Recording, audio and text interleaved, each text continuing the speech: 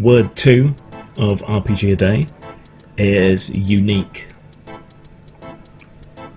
To me, that immediately triggers thoughts of unique selling point. You know, I've been in business too long, despite my socialism and anarchism. So what is the unique selling point of role-playing games? Now, there used to be a whole bunch of things that were basically unique to role-playing games, but over the years they've kind of been usurped. There are complicated Euro board games that approach role-playing in complexity. If you want the kind of tactical miniatures thing, there are skirmish games and there are board games, and there are things like Descent or Massive Dungeon, all those kind of things that can scratch that itch. And computer games take up a lot of the rest. There are MMOs and shooter MMO hybrids and so on that you can play for years. You can form clans in, you can be playing with the same people, you can have a sort of common story. You can even, if extremely rarely, roleplay in those settings and systems.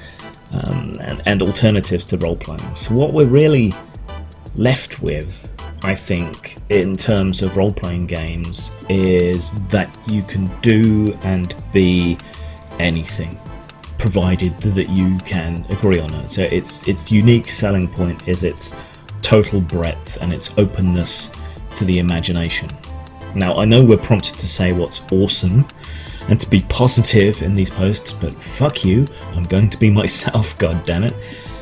And that breadth of role-playing games not being used drives me fucking crazy. There's all this stuff you could be, there's all these different genres and stories and things that you could explore, and yet the vast majority of people only ever play D&D. And if they play something more than D&D, it's probably Pathfinder. And if they play something more than Pathfinder, it is, for most people, at best, the same tropes of orcs and elves and dwarves and treasure hunting and so on, just in a different setting.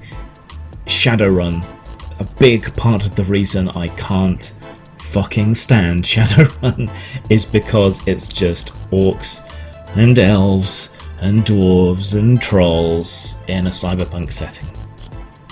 It's everything that's wrong with the frankly bizarre lack of imagination in the role-playing community. Everyone keeps going back to these same things over and over and over again, or trying to give them a fresh spin, or creating fantasy heartbreakers, clones of D&D.